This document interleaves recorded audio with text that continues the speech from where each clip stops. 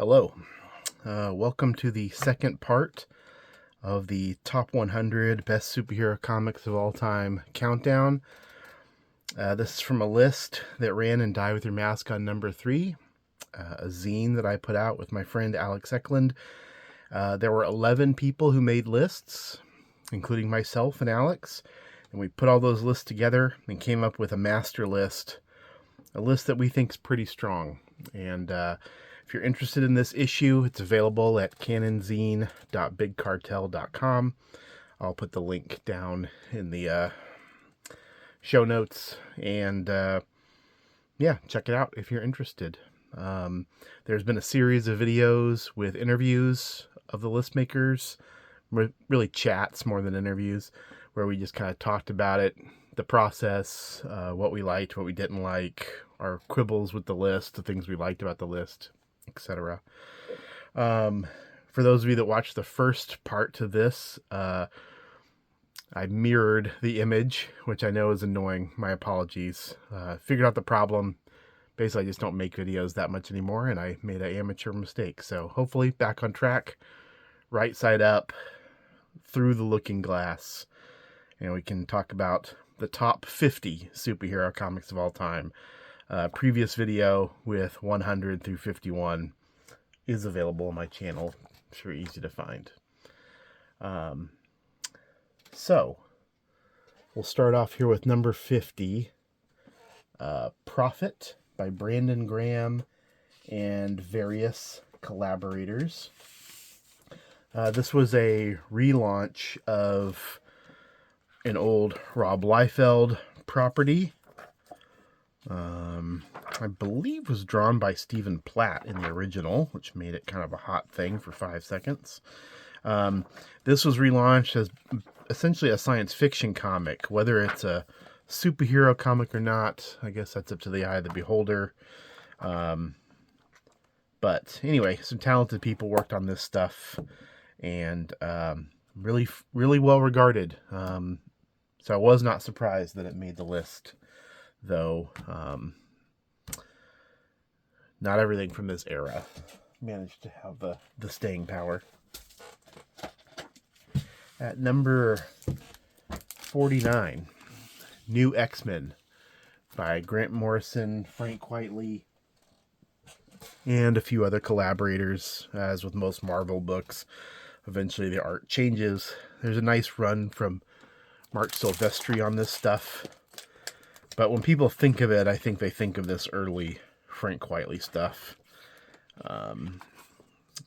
This was a time when Marvel was sort of flailing around trying to figure some stuff out. And at the exact same time this launched, there was also a Joe Casey X-Men book, which did not make an impact and nobody remembers or cares about. But the Morrison stuff stuck with people. Very stylish. Made people excited about the X-Men again. Grant Morrison's doing Grant Morrison things, though not quite as crazy as the stuff you'd get up to with Vertigo, or even some of the other mainline DC stuff. Anyway, worth checking out. It was an omnibus collecting the whole thing, though I think it was all collected in trade paperbacks before that. It's probably pretty easy to get a hold of it. Worth checking out. Not too often a writer of his caliber would write something like X-Men. At number 48, Elektra Assassin. Frank Miller and Bill Sienkiewicz together. From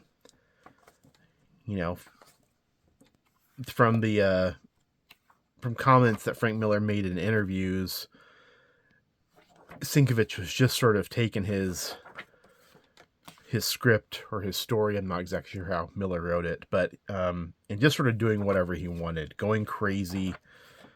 Lots of crazy imagery, doing all kinds of stuff here that was not normal for a Marvel comic.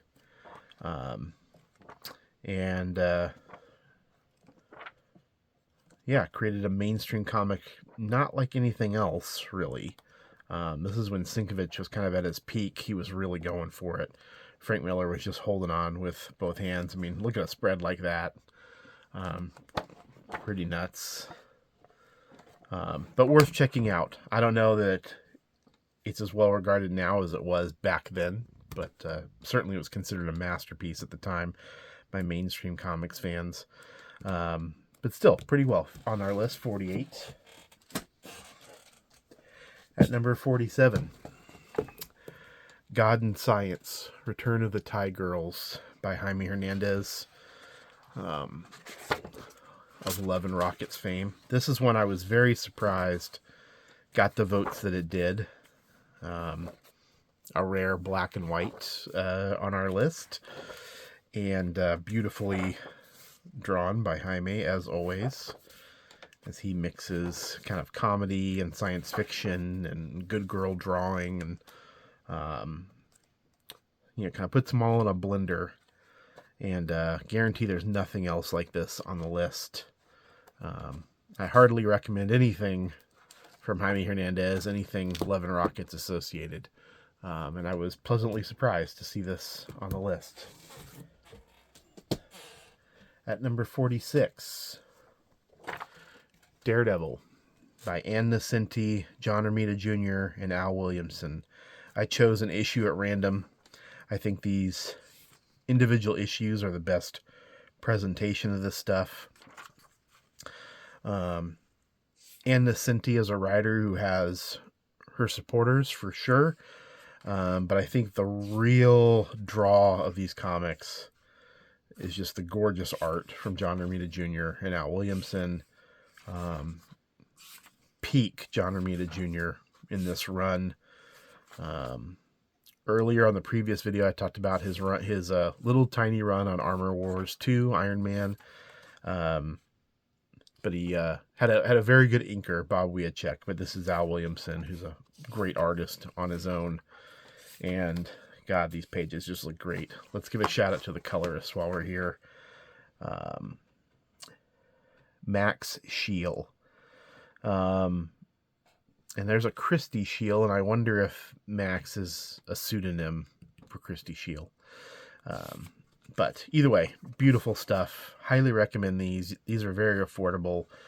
Ann Nocenti had about a 5-year run maybe on the title. Kind of all worth checking out, frankly. But the John Romita Jr. stuff is the highlight. At number 45, New Mutants by Chris Claremont and Bill Sienkiewicz. That style we saw of Sienkiewicz's in Elektra Assassin. Here's where he was taking that for a test drive. Getting really crazy with his art. Kind of incredible that Jim Shooter and Marvel Editorial let him go with it. I wonder how popular it was with the fans. It was not like nothing else they were used to. But it made this book pretty interesting, and Claremont did some of his best work during this run with Sienkiewicz. Nobody would accuse the New Mutants of being a fantastic title from start to finish. That's probably the highlight. Number 44, Shade the Changing Man by Steve Ditko. This one was kind of a surprise to me that made the list. But when you look closer at it, this is some of Ditko's best work. Just really fantastic cartooning. Great layouts, largely on a 6-panel grid here. Another one of his kind of crazy concepts. And, this is kind of near the end of him trying to do his own thing at Marvel or DC. He would go back to Marvel and draw a lot more, but he was just drawing. He was just working on titles, doing what other people wanted to do. Anyway, this is, I think, an 8-issue series. It's been collected. The original issues aren't expensive either. But a real, not quite a high point, but a highlight from the career of a great cartoonist. At number 43, Captain Marvel by C.C. Beck and Otto Binder.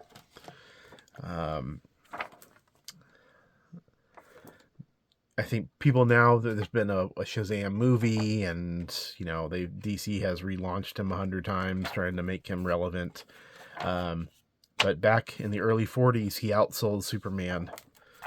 Was so threatening that DC sued Fawcett and eventually basically put the company out of business and assumed control of the characters. But these comics are whimsical, they're fun, really light, really nice cartooning, especially for the time. They're very clean. Don't have that kind of rough, raw energy a lot of the Golden Age stuff did. These are really good comics made for children. And it's too bad there haven't been comprehensive, affordable reprints of this stuff. A few archives. That's about it. It's too bad. But then again, I don't know what kind of an audience there would be out there for this stuff. Number 42, Planetary, by Warren Ellis and John Cassaday. A 30-something issue series. Cassaday's art, pretty fantastic all the way through. Probably peak Warren Ellis, though I would imagine Warren Ellis fans would argue for other different series. The Authority was a comic I thought might make the list. Stormwatch was one I thought might make it. But I think a lot of people just kind of decided Planetary was his magnum opus. Glad that Cassaday was here the whole way through and that they, put together a fairly satisfying run of comics. Number 41, V for Vendetta. A comic that I think is better than most everything else on the list, but maybe as a superhero comic, people feel differently.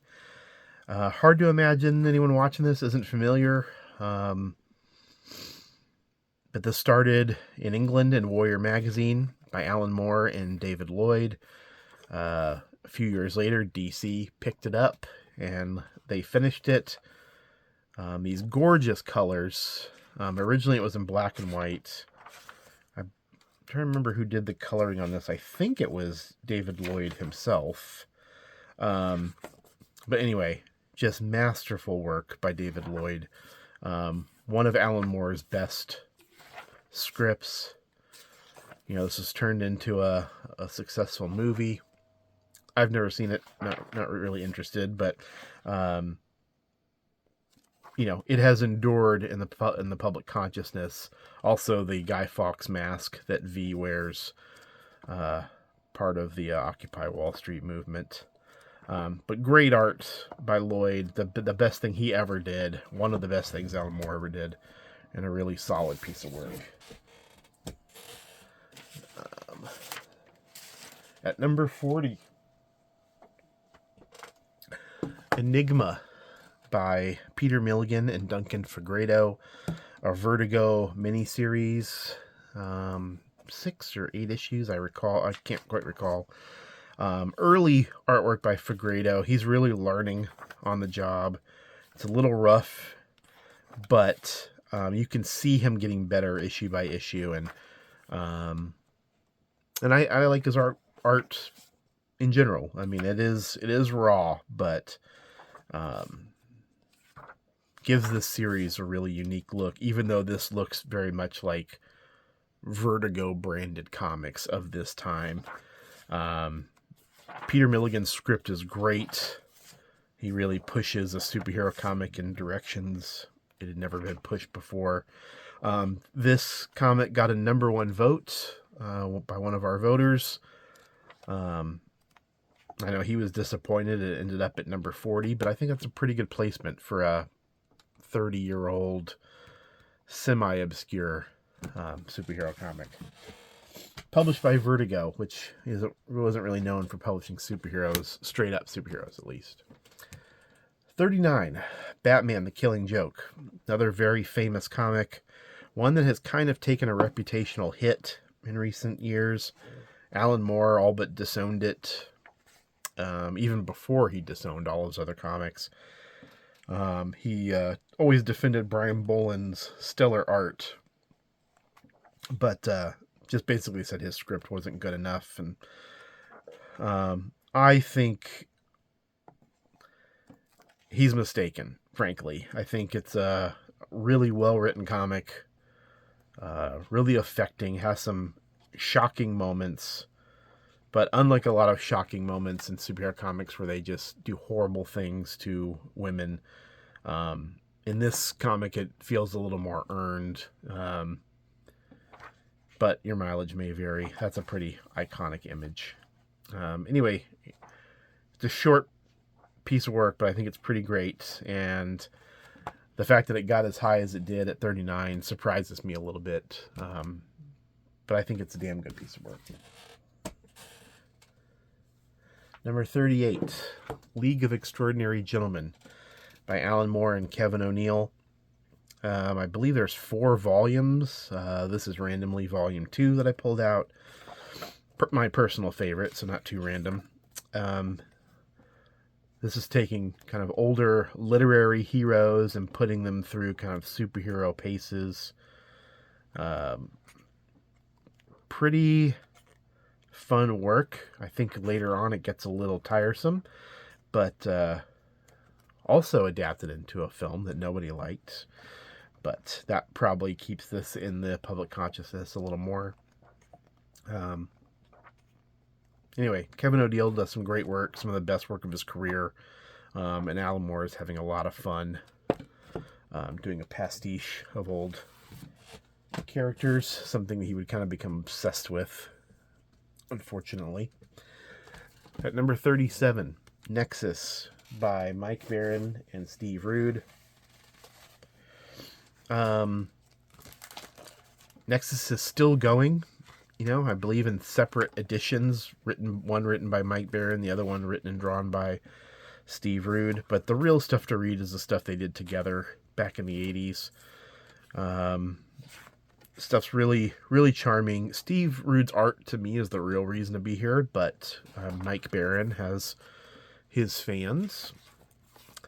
This is also a comic that probably should have just ended at some point in the 80s and would have a much higher reputation. It kind of kept going, and that probably wasn't the best thing for it. But a lot of entertaining comics, really well drawn.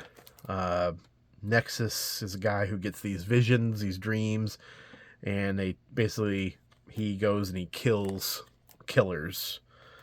It's a very simplistic sort of explanation of what the book is. It obviously has a lot more going on than that, but that's the gist. So sci-fi superheroes, solid stuff. At number 36, Swamp Thing by Alan Moore, Stephen Bissette, John Totleben, and later on there are other artists like Rick Veitch who play a pretty big role. These are the 3 guys most associated with the title, and I'd argue with the character in general. The original Swamp Thing by Lin Wein and Bernie Wrightson was pretty well regarded. This stuff blew it out of the water. Alan Moore's premiere in American comics. Fantastic stuff. R.I.P. to Tatiana Wood, the colorist. She just passed away recently. The colors on this stuff are great. Anyway, I would just recommend this to anybody reading, even if you're not a big superhero person. A couple of us who made lists didn't even put this on our list because we didn't really think of it as a superhero comic. It probably would have jumped up about 20 spots if those of us who liked it voted for it. I'm one of the guilty parties, though. Number 35, Hawkeye by Matt Fraction and David Aja. This series would continue on with artists that weren't David Aja, but we'll pretty much just ignore those. Just go with the David Aja stuff. yeah, these comics are just really fondly remembered by people who are reading at the time. David Aja's work, really great. I think he's carrying a lot of the water here. And of course, Hawkeye has gone from being a C-list Marvel character to an A-lister because of the movies and TV show. So, puts him a little bit more in the public consciousness. But that's also kind of needlessly denigrating this series. Clearly, a lot of people had a lot of affection for it.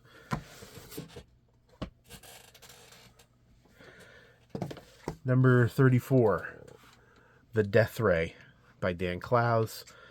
Originally appeared in 8-Ball number 23, then later collected into its own book by Drawn and Quarterly.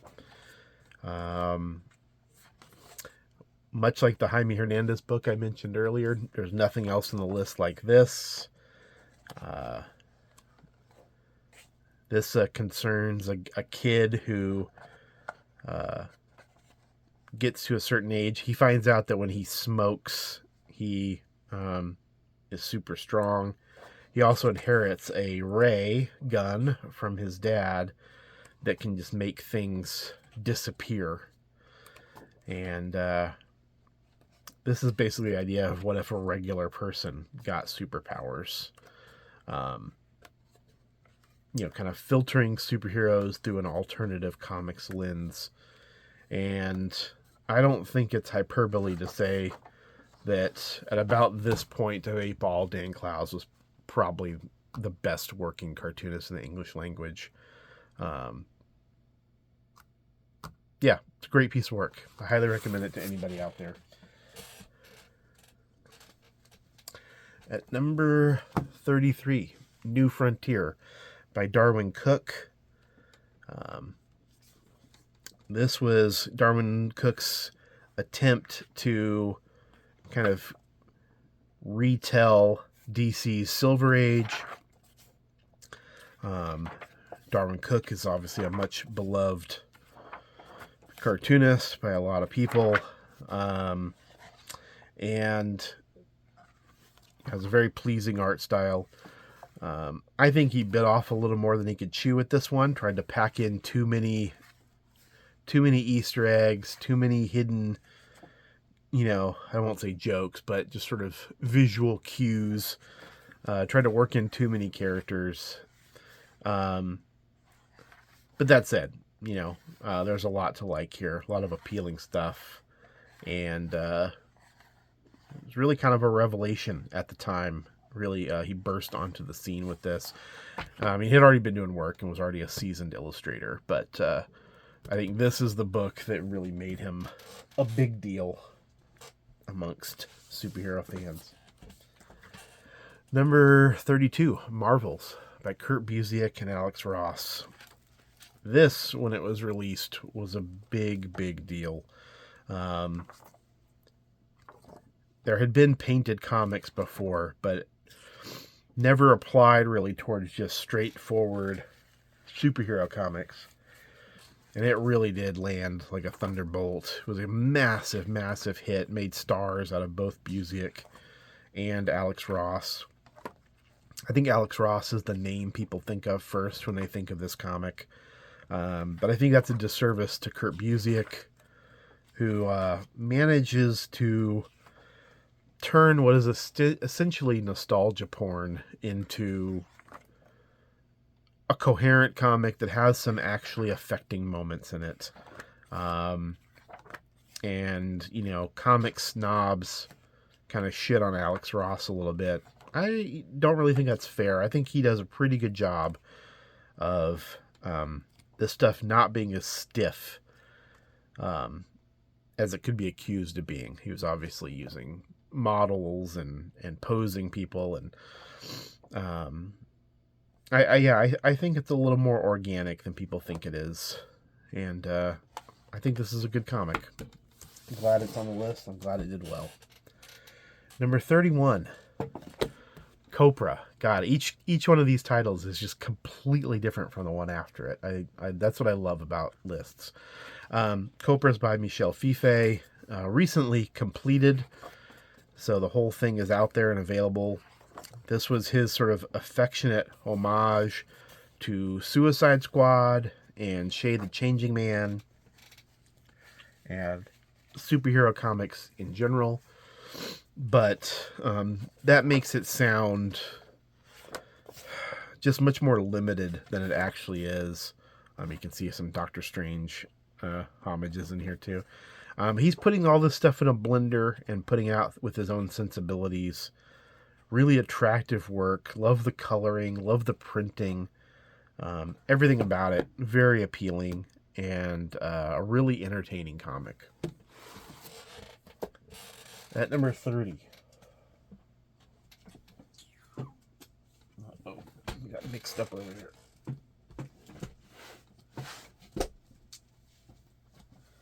Sorry about that. At number 30, Fantastic Four by John Byrne. John Byrne had, about a 5-year run, give or take, on Fantastic Four. By pretty much everyone's agreement, it was, the second best run after Jack Kirby's original run.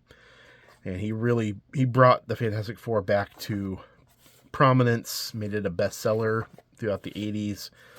This is when he had just come off of X-Men, and he was just a massively successful artist through this period. This happens to be the very first graphic novel that I ever owned. Got this for a birthday, whatever year this came out. 1989 is what's, so I would have been 12 if this came out in 89. And it was a very big deal to me. I read it over and over again. But yeah, his Fantastic Four was a back to the basics approach. Really, emphasized the family aspects of the team, but he modernized it, brought it, 80s sensibilities. And for whatever Byrne's personal shortcomings, the guy's a hell of a storyteller. He keeps you flipping the pages, wanting to know what happens next. Yeah, and enjoyable stuff. I don't know how enjoyable it would be to modern readers, but I think they could find something to like in it. Number 29, Promethea by Alan Moore, J.R. Williams III, and Mick Gray. This is part of Alan Moore's ABC lineup, I guess, along with League of Extraordinary Gentlemen, which we just saw recently, and Tom Strong, which was in a previous video. This was his, quote-unquote Wonder Woman character. She's nothing like Wonder Woman, so that analogy falls apart really quickly. This is really concerned with magic, and it's sort of indescribable what goes on with this comic. It leads into the final issue, which is just a tour de force of storytelling where he leads through the tarot. Nothing else like this comic. Nothing else like this in Alan Moore's oeuvre. Personally, I think it's, not necessarily in the first tier, but it's a second tier masterpiece from Moore. I think it's a great piece of work. Yeah, I think it's been reprinted, I think, a few times, so hopefully is widely available. Number 28. Criminally low ranking, in my opinion. Doctor Strange by Steve Ditko and Stan Lee. Primarily Ditko, but with Lee's scripting and editorial input. Ditko was the creator, the plotter, and just some of his best art ever. Really fantastic stuff. The fact that there's less of it than there is with the Spider-Man, I think makes this more kind of a satisfying read. Just fantastic stuff. I mean, really, this is probably my favorite Steve Ditko personally. So I shouldn't be complaining that I got number 28. That is a very high spot. But I think it's pretty great. And yeah, this omnibus edition came out not that long ago. It's been reprinted a few times. Well worth reading in any format. Hopefully you find one with better coloring than that one. Number 27, Batman comics of Neal Adams. Denny O'Neil should also be mentioned here, but the reason this got votes was because Batman, very famous cover here with the Joker. Probably the most famous stuff from this run, and it's not really a run. He does a sampling of issues over a few years, but the creation of Ra's al Ghul and his daughter Talia,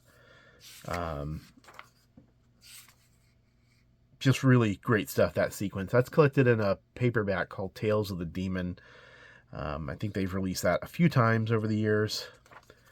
And yeah, Neal Adams' Batman was just a totally fresh way of looking at the character.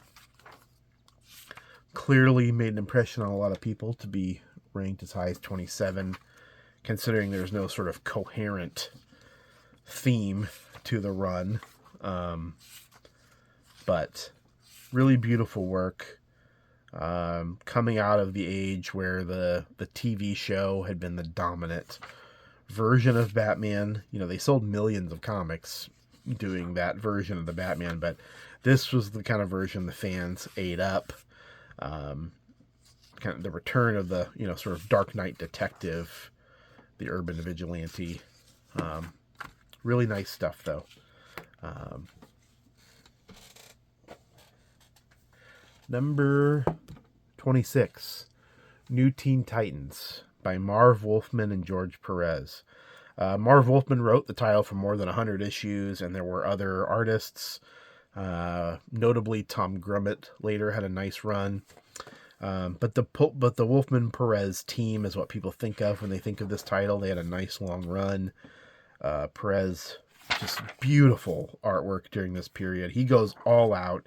He never skimps on pages, even just little tiny panels. He's packing them full of stuff with this nice, clean style of his.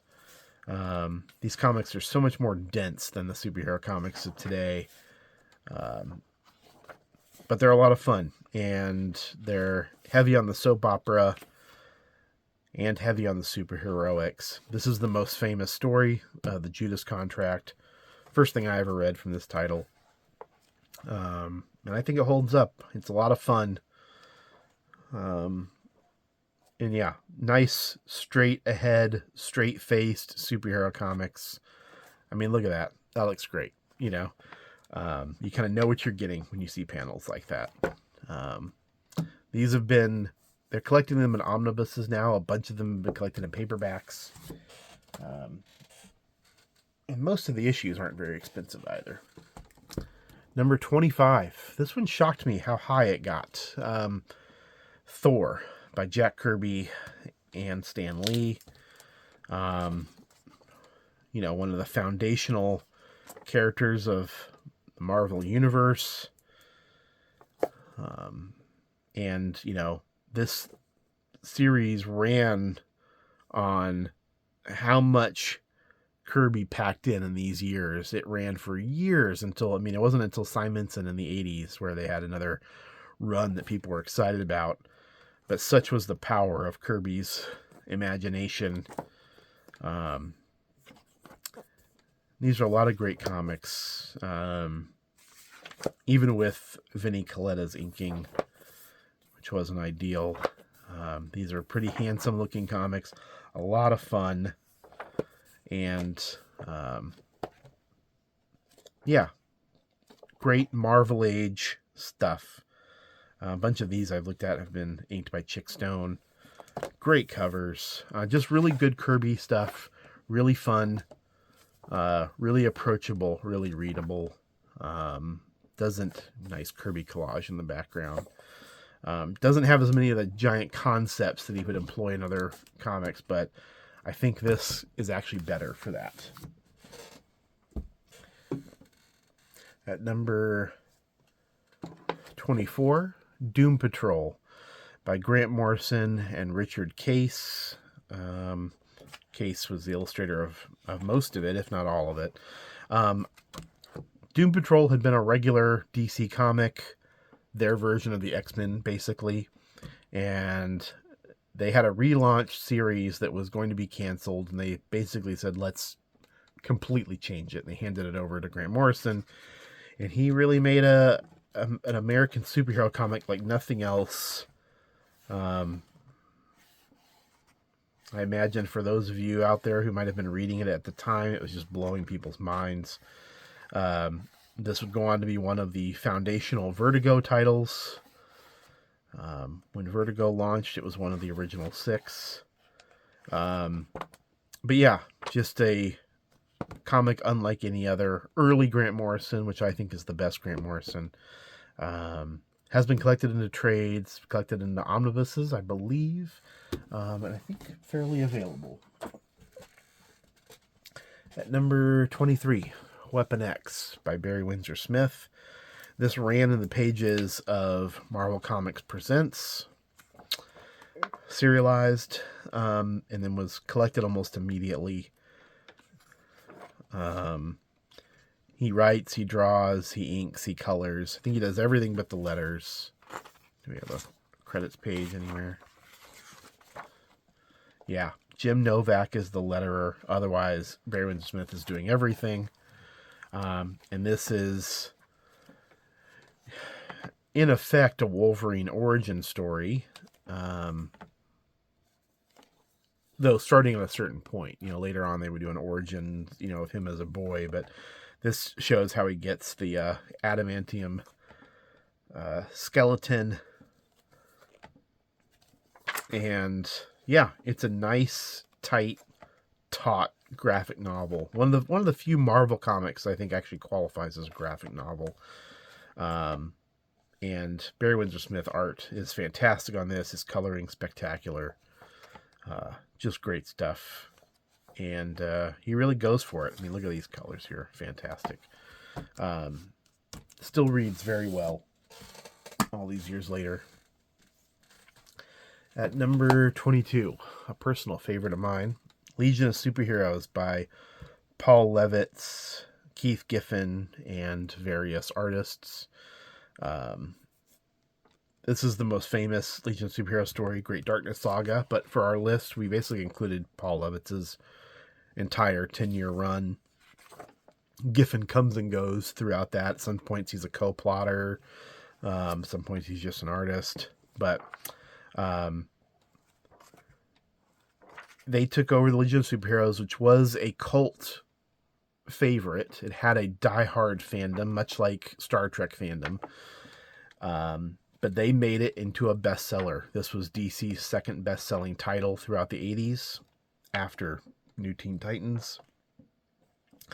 And Paul Levitz was very, very good at subplots and soap opera and having things percolating in the background, slow boiling until they could eventually boil over and become the A-plot. Keith Giffen really outdid himself with this futuristic look of the series. The series before had never had this kind of stuff with it, where it really looked like it was in a different world, the world of the future. So anyway, a lot of very fun comics. A bunch of them have been collected now in omnibuses and hardcovers, but I don't know that there's been a comprehensive reprinting of everything. Could be mistaken, but I would honestly recommend just jumping in, even with just this. And if you enjoy that, then I think pursue more. At number 21, Martial Law by Pat Mills and Kevin O'Neill. Kevin O'Neill's second appearance on the list. Pat Mills' only appearance. Pat Mills is a writer for 2000 AD, creator of Judge Dredd. Oh wait, no, he's not. That's John Wagner. Well, Pat Mills created a bunch of shit for 2000 AD, including, I believe, the magazine itself. And he hates superheroes, utterly loathes them. So he creates this character that is a sort of toxic parody of superheroes. You can see right away with the mask, the kind of S&M garb, the fascistic imagery. He's just not even trying to hide his disdain for the genre. And Kevin O'Neill's the perfect artist to pair him with. because he's willing to go anywhere and do some pretty extreme imagery. Yeah, probably the closest thing to a 2000 AD comic that's been printed in the US. And this is pretty much everything, this deluxe edition. I think there's some crossovers that aren't included because of rights issues, but pretty easy to track down and find this stuff to at least get a sampling if you're interested. All right, we're in the top 20. This one was a surprise to a few of us. Not that it's on the list, but that it was in the top 20. OMAC by Jack Kirby. This is a comic that ran 8 issues in the 70s, was canceled. A period, the 70s, a lot of people did not like Kirby's work back then, thought the writing was clunky and unsophisticated. They were wrong, of course. And OMAC might be my personal favorite of Kirby's work. Just really, really fantastic stuff. Really readable. See how open it is. See how visually appealing it is. And just a really fun comic. Obviously loaded with ideas, as any good Jack Kirby comic is. But this one's just so appealing on so many levels. And like I said, it's only 8 issues. Pretty easy to get a hold of. Highly recommend it. At number 19, Justice League International by Keith Giffen, J.M. DeMatteis, Kevin Maguire, and some others. Technically, this run goes for about 5 years. Includes 60 issues, plus annuals, plus quarterly issues, plus a spin-off, Justice League Europe. So I don't know what the total number. It might be almost 100 issues of Justice League material by Giffen and DeMatteis. The stuff that had the most appeal and probably sold the best were the early issues with Kevin Maguire. He was a brand new artist put on this book. He kills it. All of his facial expressions are fantastic. Giffen had the idea to play the book like a comedy, and DeMatteis steps up, provides some really funny dialogue. Maguire is great at both the superhero stuff and these facial expressions, selling gags constantly, doing the pacing correctly. Great stuff. I've always loved this stuff. I still think it reads very well, especially for an in-continuity superhero book. You could pick this book up and read it and not really know anything else about DC Comics, and you, I think, would enjoy it. It becomes a little more conventional after this, but certainly this first book and maybe even the first year are really strong throughout, and by far the most enjoyable Justice League comics ever made, I think. At number 18, Hellboy. BPRD appeared on the list back in the 80s. Here we are at number 18. Mike Mignola, pretty much running solo. For the first series, maybe even a little longer, John Byrne provided dialogue. But even John Byrne said, I don't really know why I'm here. It's just to make him feel better.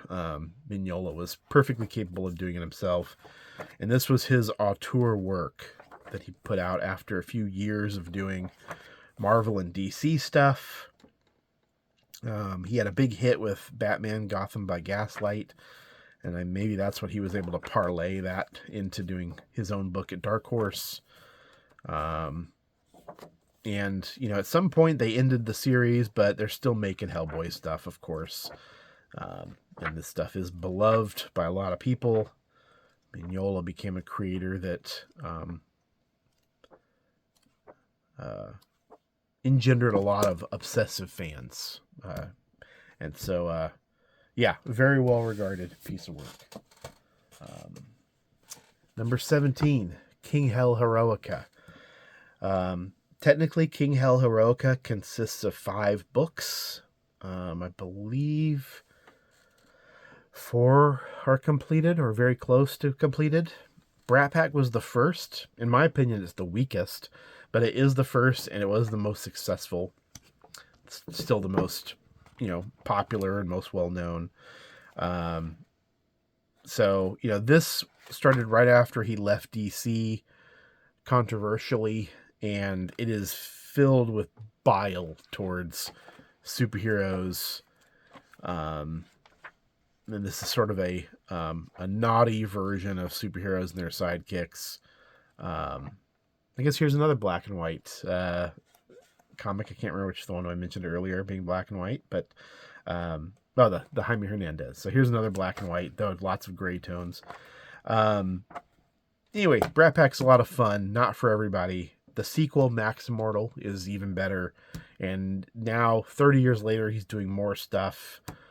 Boy, Max Immortal, True Man, and just fantastic work. I think by the time he's done with the King Hell Heroica, it will be not just one of the great superhero comics, but one of the great comics, period. Masterful work. His approach to superheroes is like nobody else. He really sees an opportunity to do something different with the genre, and he really stands alone in that regard. At number 16, Superman, Whatever Happened to the Man of Tomorrow by Alan Moore, Curt Swan, George Perez, Kurt Schaffenberger. Alan Moore writes, Curt Swan pencils, and there's one issue inked by George Perez, which looks great, and another issue inked by Kurt Schaffenberger. Also looks very nice. The Perez inks over Swan is pretty great. These are the last 2 issues of Superman before John Byrne relaunched the title in 1986. And so they are an end. Something that you would never have in a comic like this. You have an actual end. Alan Moore came in and wrote a fantastic story. Up here, the epitaph. This is an imaginary story. Aren't they all? And it just follows the conclusion. What would happen if there was an actual ending to this series and things had to be dealt with and people had to die? If you've never read it, please read it. It's really short. It's easy to get a hold of this stuff, and they're great. I voted for this number 1. I think it's the best Superman story ever, and I love it every time I read it. I think it's great. I think he really got to what made the Superman mythos interesting and what made those old Superman comics from the 50s and 60s really special. Number 15, Plastic Man by Jack Cole. I believe they recently put out a paperback edition of some of this stuff, part of their DC Finest collections. These were all put out in 8 hardcovers as DC Archives years ago. And these are Plastic Man comics from the 40s. Can't remember who the original publisher was. It wasn't DC. But, and Jack Cole isn't the only person who worked on these comics, but he is the driving force, the creator. And he's a hell of a cartoonist. And you can see how clean these are, how sort of bright. They're fun, crazy, zany, but not zany in a way that everyone's kind of done Plastic Man since, where it's this sort of forced zaniness. These are just sort of authentically strange and cartoonish. Anyway, maybe check out that new paperback that got released. These are really fun comics by a cartooning master. Cole was someone who worked for Playboy early on. He had a really great newspaper strip, and he died young, unfortunately, but a really versatile cartoonist, and this is the biggest chunk of work he produced in his life. At number 14, Supreme by Alan Moore, Chris Baus, Rick Veitch, and others. Supreme was a Rob Liefeld property. This is now the 3rd Rob Liefeld property taken over by other people that has made the list after Glory and Prophet. Supreme was basically Alan Moore doing his own Superman comic. And these came out in a time in the late 90s, which were a really dismal time, especially in mainstream comics. And this was a real bright spot. These stories are full of imagination, All kinds of, different storytelling styles. Rick Veitch doing this retro art all looks fantastic. And unfortunately, these are all out of print. And these are pretty terrible collections, unfortunately. But I think it's just tied up in rights issues. It'd be great to see this stuff get a proper reprinting. Who knows if that'll ever happen. But worth checking out. And obviously fondly remembered to get this high. Number 13, another Alan Moore comic. Another title from the ABC line. This one might be the biggest surprise on the entire list. That it got this high at number 13. Top 10, Alan Moore, Gene Ha, Zander Cannon. It's essentially a police procedural in a city where everyone has superpowers. And I wouldn't call it a comedy, but it is very funny. It's very light, very clever. Gene Ha and Zander Cannon do some great art on this thing. And it's just a very friendly, approachable title. I've had more than one person tell me this is their favorite Alan Moore comic. Kind of surprising to me when he has so many kind of all-time classics to his credit, but I also can't knock it. It is a really fun comic. I believe there's 2 volumes of this. There is a sequel graphic novel. There's also a spin-off of one of the characters called Smacks. I think that's Smacks right there, which is almost like a fantasy comic. All pretty fun, very lighthearted. Number 12, Daredevil Born Again. By Frank Miller and David Mazzucchelli. Frank Miller had made his name on Daredevil, a series we'll be seeing very soon. And then he came back and he wrote these issues, all drawn by David Mazzucchelli, who was the current artist. Mazzucchelli then jumped up what he was doing. You can really see him progress throughout this story as well. Just fantastic work by him all throughout. Let's see. Let's find a credit box here. Christy Scheel on the colors. Mazzucchelli's doing the drawing and the inking. These are just fantastic looking comics. And Miller delivers a tight script. Once again, one of the few kind of Marvel comics, monthly Marvel comics, that feels like a book when you read it all together. Yeah, it's a great piece of work. And considering how young Mazzucchelli was when he was doing this and how little mainstream work he ever did, just remarkable stuff. Also, love this cover. At number 11, Animal Man by Grant Morrison and Chaz Truog. I just chose a random issue. All of the issues had these brilliant covers by Brian Boland. Fantastic. Wonder if that's why I counted him as appearing in the list twice in the stats, to those who have noticed that flaw. I think maybe that's it. Anyway, this series often gets knocked because of Chaz Truog's art, seen as sort of just pedestrian and plain and a little wonky. All that's true. I think he gets knocked a little unfairly. He's solid. He does the job. He gets it done. When things have to get weird, he hangs in there, you know. But I think this is Grant Morrison's best writing. Personally, you know, it's 26 issues. It's very... there isn't a lot of fat, you know. He keeps it pretty slim. And it has a nice, satisfying ending, which so rarely happens with monthly superhero comics. This has been collected in trade paperbacks. It's been collected as an omnibus. Yeah, I highly recommend it. I think, you know, this and Doom Patrol, he was doing these at the same time. Really remarkable that he's doing 2 great pieces of work like that every month. And good stuff. Now we're in the top 10. The big guys. Daredevil by Frank Miller, which he did for, you know, I think maybe 3 years. in the early 80s, late 70s, early 80s. Early on, he was just the artist. This is his first time doing anything. Is being written by Roger McKenzie, a pretty unremarkable writer, to be honest. Eventually, he takes over scripting and writing, or scripting and drawing. And when he does that, things just start to go. These are all written by Roger McKenzie, yeah.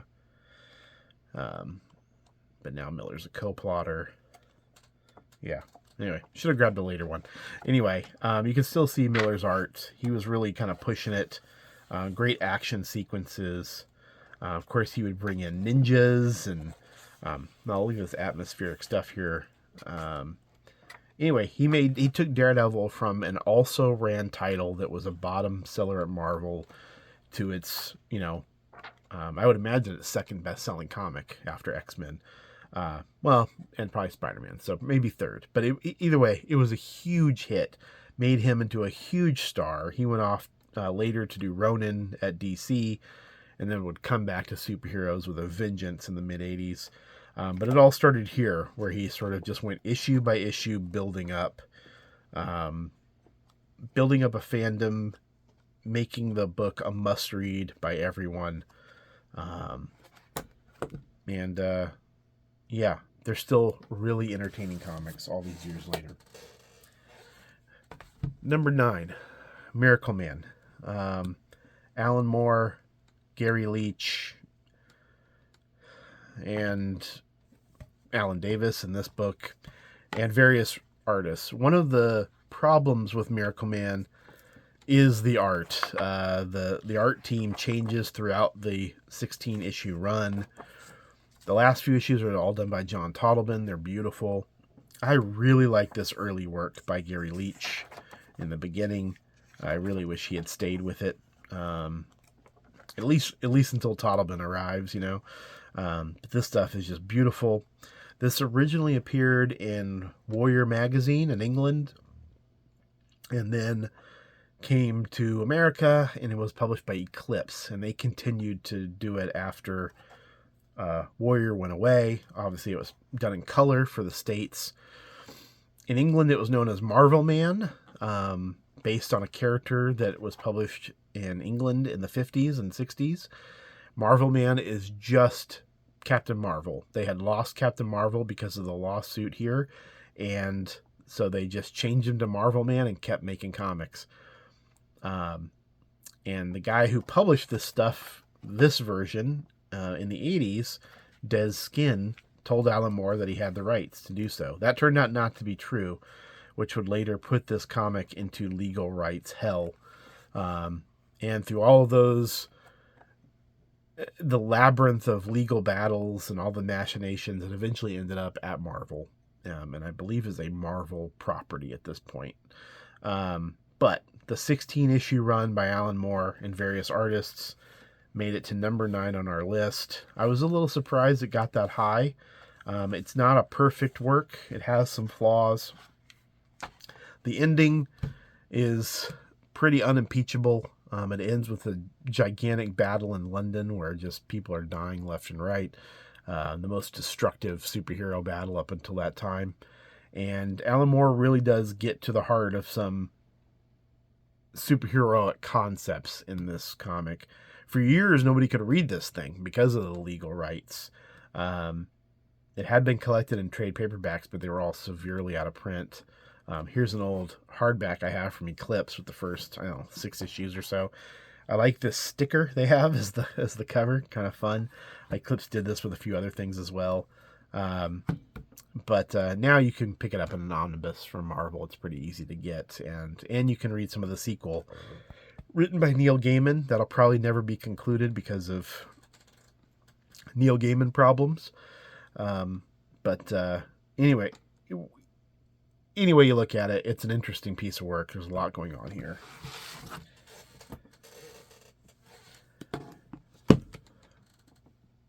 Number 8. Jack Kirby's Fourth World. When Jack Kirby left Marvel, he went to DC, and he took over 4 comics at once. 3 new titles, and he took over one title, Superman's pal Jimmy Olsen. He created 3 brand new titles: Forever People, The New Gods, and Mr. Miracle. And all of them together are considered the Fourth World.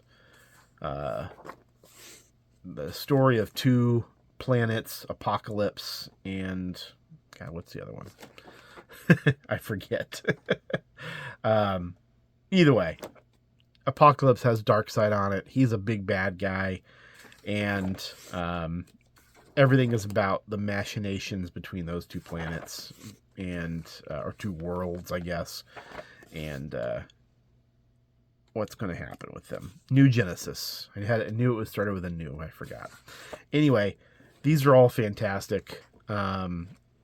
Really fun comics. Kirby is just chomping at the bit. His last bit at Marvel, he had not created anything for a while. He knew he was going to leave. He was not happy at Marvel, and so he held back. He kept making Fantastic Four comics, but there weren't new things in them.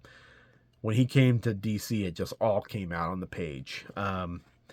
And it ended up being a failure sales-wise. There's always been a conspiracy theory for why it was canceled and for all these other reasons, but usually the simplest reason is the most likely reason. They probably just didn't sell that well and they got canceled.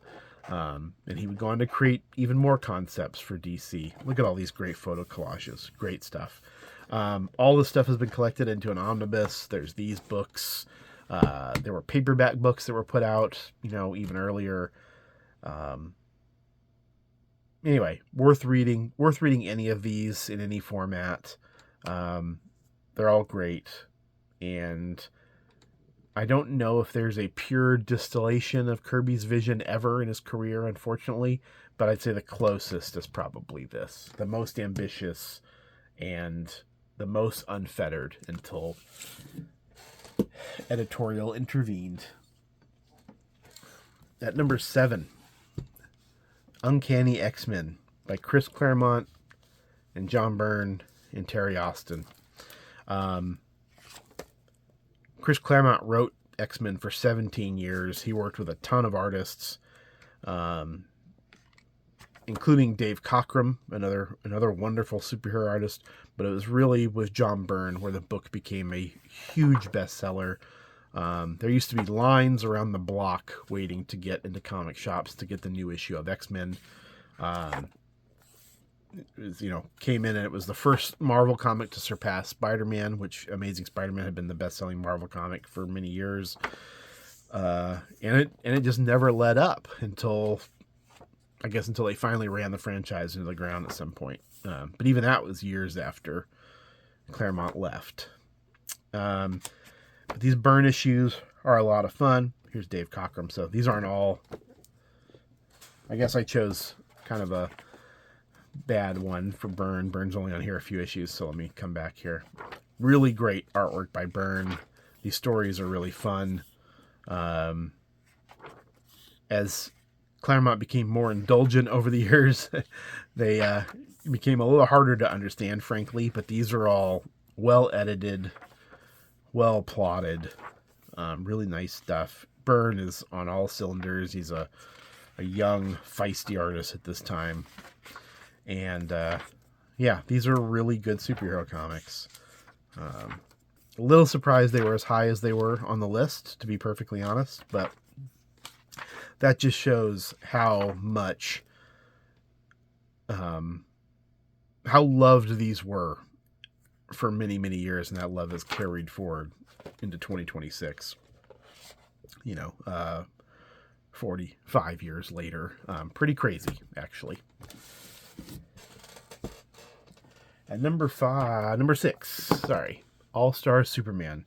Grant Morrison and Frank Quitely. That team again. It's their third team up on the list, which I believe is the most of anyone. And this is a standalone miniseries. All-Star was meant to be kind of an Elseworldsy, imprint.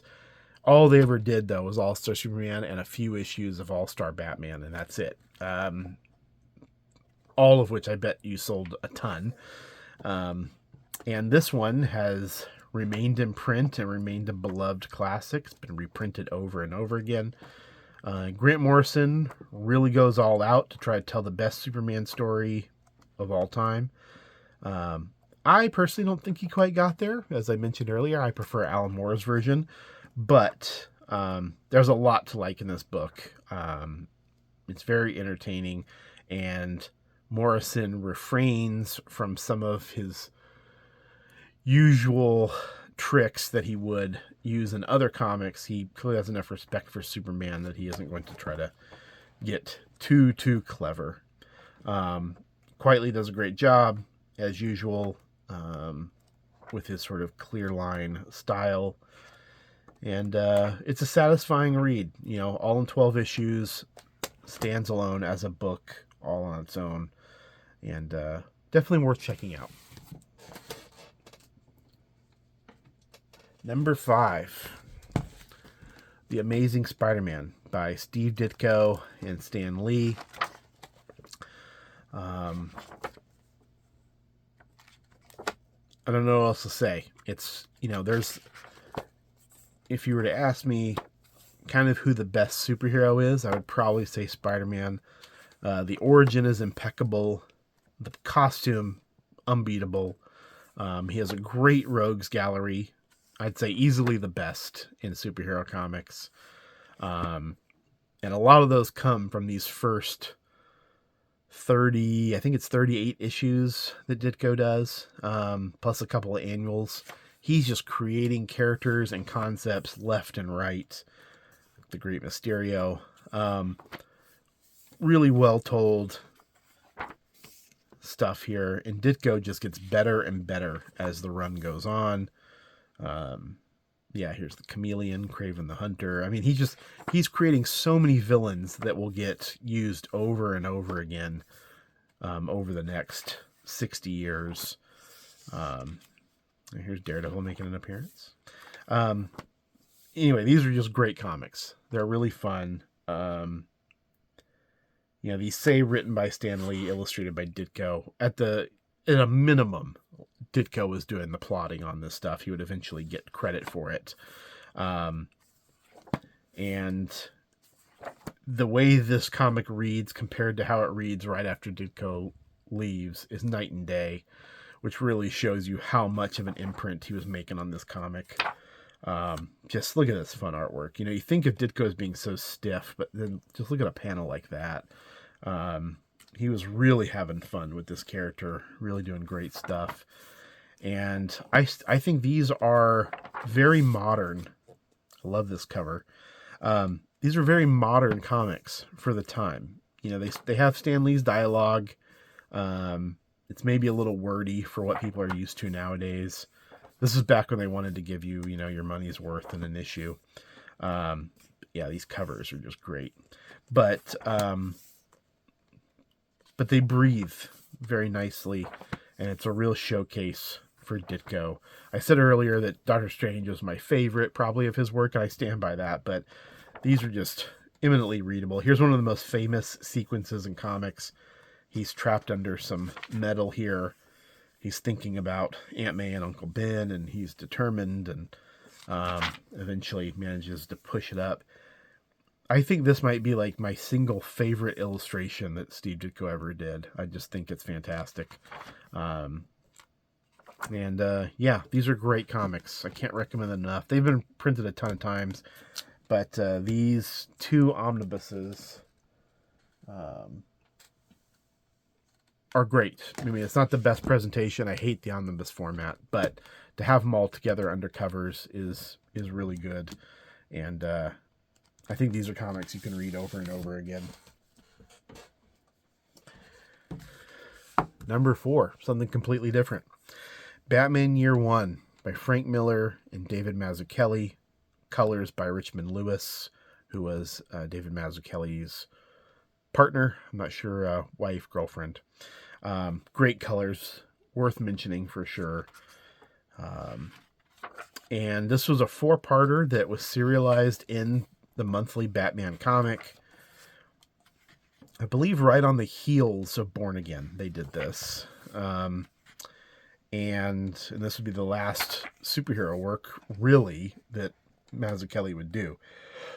He did an issue of Marvel Fanfare, and he may have done a couple little things here and there, but this is like the last substantial piece of work. And it's a hell of a work to go out on. This is just retelling Batman's origin, the first year being Batman. The script by Frank Miller is super tight, held together really well. Mazzucchelli is just on all cylinders here. This great coloring by Richmond Lewis. And it's an exciting, fun comic. That's just extra matter. Yeah, this is one of those things I can't imagine too many people watching a video like this wouldn't have read before. But if you haven't read it, go read it. I would say even if you're a superhero comics hater, this will probably appeal to you and you'll probably enjoy it. Here's a great one to pair it with. At number 3, Batman, The Dark Knight Returns by Frank Miller and Klaus Janson and Lynn Varley. Lynn Varley was Frank Miller's wife and longtime colorist, does great work on this book. I think by most measures, this would be considered Frank Miller's masterpiece. I probably enjoy reading Year One more, but I do think this is the greater achievement. And even though he did work with Klaus Janson on this, Frank Miller actually redrew a lot of pages. His fingerprints are all over everything. And I, once again, can't imagine anyone watching this hasn't read this comic before. But if you haven't, this is basically his, sort of 10 years after Batman has retired and the superheroes are outlawed. He comes back. He's even more determined, kind of more vicious than before. He's an older man with nothing left to lose. Great sequences. I mean, when he fights the gang leader in the mud.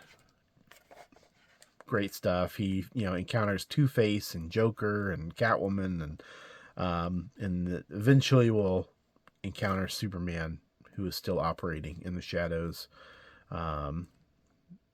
But yeah, this is this comic has been such a big deal for so long that it's almost weird to even talk about it. But I think it holds up as an entertaining piece of work, whether you take it seriously or not. And I think it is an actual serious piece of work, and probably the best thing he ever did. Number 2, Fantastic Four by Jack Kirby and Stan Lee. 102 issues plus some annuals of a long sustained run. The early issues are a little wonkier, a little cartoonier. The middle run of the series, kind of in that 35 to 65, is generally considered the sweet spot. Most people think that's the high point.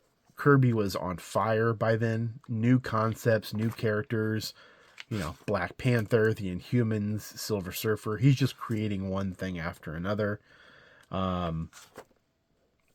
And yeah, he really lets loose. And a lot of these issues are inked by Joe Sinnott. I don't know if they are in this collection or not. But let's see if I can find a credits page. Chick Stone. But at some point, Joe Sinnott comes along and the art really starts to sing. It really becomes mature Kirby. Here's a Vince Colletta, unfortunately. Anyway, just a masterpiece of innovation and imagination. And the fact that creators ever since have had such a hard time dealing with the Fantastic Four and making them interesting, and yet he was able to do all of this and left so much for people to work with. Hardly anything of interest has been contributed since he left. Yeah, it's just a great piece of work, a real a real American achievement. I know that sounds maybe a little grandiose, but the size of the achievement, such a long run, and you just see him develop as an artist. And he was already a developed artist. He was a middle-aged man by the time he was doing this stuff. But you can just see how he gets stronger and stronger as things go on, and he really pulls out all the stops. Great cover. Anyway, can't recommend this stuff highly enough. Any sort of collection you can find is worthwhile. They've all been collected in omnibuses at this point, but anything you can find to read it, I would recommend it. I think it's well worth your time. Even if you don't want to read all 102 issues, which I get, just read a sampling. See where it all started. Here we are at number 1. Kind of a fait accompli. We didn't set out to name it number 1. It's just how the points added up. This is the only comic that was on all 11 ballots. It was the only comic that had 2 number 1 votes. It had more points. We did a point system where if you voted something number 1, it got 100 points. If you voted for it number 100, it got 1 point. And the total number of points and the number of ballots that a title appeared on were the primary factors. After that, we considered things like the number of top 10s that it appeared on, whether somebody voted for it number 1. And in pretty much every category, Watchmen was the clear choice for number 1 on this list. In some of the chats I've done with the other voters, I've expressed a little bit of, I wouldn't call it dismay, but, maybe a tad disappointment that we named something so obvious number 1. But I also think, I don't know what else it could have been. If we had done something else just to be clever, that would have been fake. And there was no legitimate challenger. The Kirby Fantastic Four did very, very well on lists, but it did not do as well as Watchmen. I almost didn't vote for it at all, and not because I don't think Watchmen's great. I think Watchmen is actually one of the best comics ever made. I think it's my favorite comic ever made. I don't think it's the best Alan Moore comic. I think that's From Hell, but I think Watchmen is a pretty damn good piece of work that really, really holds up. But I've never really thought of it as a superhero comic. But I will tell you that through these conversations with other people and really thinking about the list, you realize sort of how ludicrous that is, these distinctions. It's definitely a superhero comic. It definitely deserved to be number 1. And I can't get mad about a masterpiece being number 1 on the list at all. I think it's a real achievement. I think Alan Moore and Dave Gibbons set out to tell the last superhero story. And obviously they didn't do that, but they came damn close. And certainly this and Dark Knight Returns set comics on a path that was pretty unfortunate. A lot of creators later took the grim and gritty, dark aspects and weren't able to find any of the intellectual underpinnings and emotional resonance that these comics carried with them. This is a great piece of work. I'm just thumbing through it, but you can see just the panel layouts, the coloring by John Higgins, I should mention. The coloring is fantastic. Just truly great stuff. Yeah, there's to me, there's nothing really to criticize this. I know there's some people who don't like the ending. One of our own voters here had some things to say about the ending. I disagree. I think the ending holds up. I think it's perfectly fine. I think it's really more about the journey to the ending. I think it's about the construction of the narrative, what he's doing with comics. He was doing things that nobody had really ever attempted before. Certainly not in mainstream comics. This was published by DC, not some avant-garde publisher. It's a great piece of work. One of the list makers, Brad Curry, told me he got some of the copies and had them in his local comic shop of Die Through Maskon, and he said that some people had picked up the magazine and they looked at number 1 and it was Watchmen, and they just went, oh, okay, and put it back. I'm mystified by that reaction, not because I guess you want to be surprised, but how can you be surprised? If you saw a list of the best plays of all time and somebody had Hamlet at number 1, would you be disappointed? And for superheroes, this is Hamlet. What else are you going to do? Well, thank you to any brave souls who actually made it through this whole thing. Sorry again about the last episode I did with the mirror effect in the camera. Won't happen again. And once again, Die Through Maskon number 3, available at canonzine.bigcartel.com. We had a lot of fun doing this issue. A lot of work, but we're very proud of how it came out. And thank you for your interest. Thanks for watching this. And I will see you hopefully with some more videos soon that are not about this issue or superheroes. Thanks.